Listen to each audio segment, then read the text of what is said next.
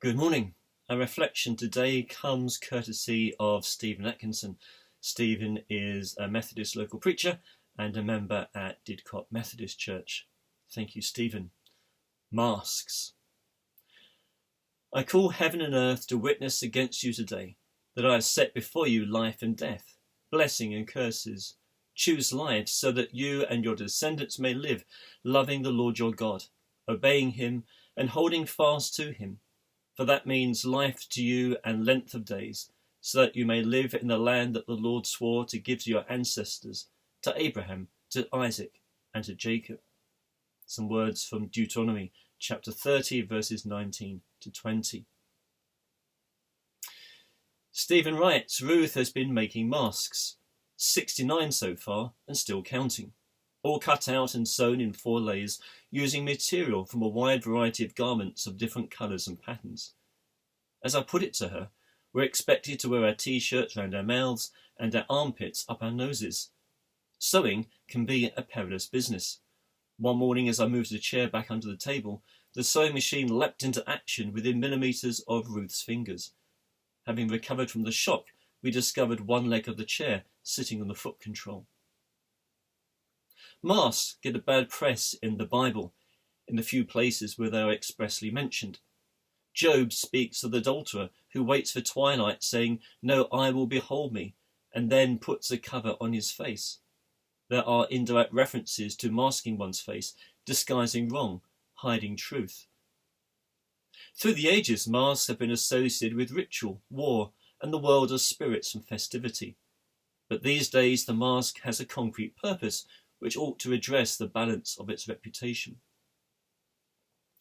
I used to assume that mask-wearing groups of tourists, often from the Far East, covered their faces for protection from polluted air.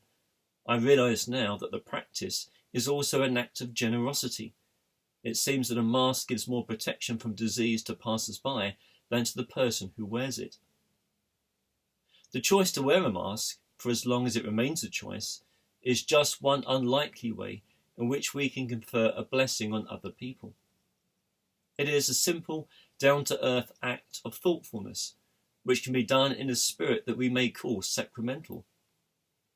Christianity is a sacramental religion, which means that God speaks to us through the ordinary, tangible, and perceptible things of our world, the world that God has redeemed in our midst. John the Baptist calls his generation to turn to God for forgiveness and marks their repentance by immersion in the waters of the Jordan. 2 disciples travel to Emmaus in the company of a stranger, and when he breaks the bread for supper, are astounded to find themselves in Jesus' presence.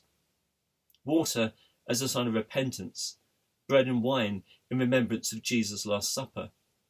In these ordinary things, the Church recognises special signs of God's grace.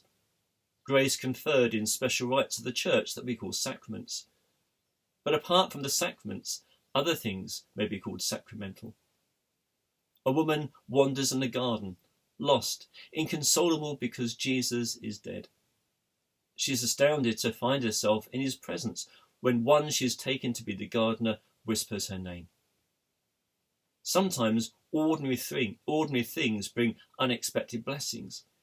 Hearing our names spoken by someone we hardly know, gazing into the upper arms of a beech tree, finding our values challenged by something we read, catching the evening song of the blackbird.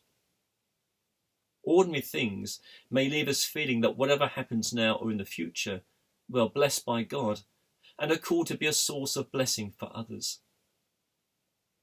The ordinary act of wearing a mask may be a sign of God's grace, something sacramental, for it confers a blessing on other people through simple generosity.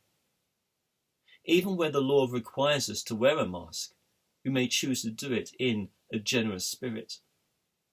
Daily life brings choices, and by making choices that bring blessings on other people, we choose life. Amen.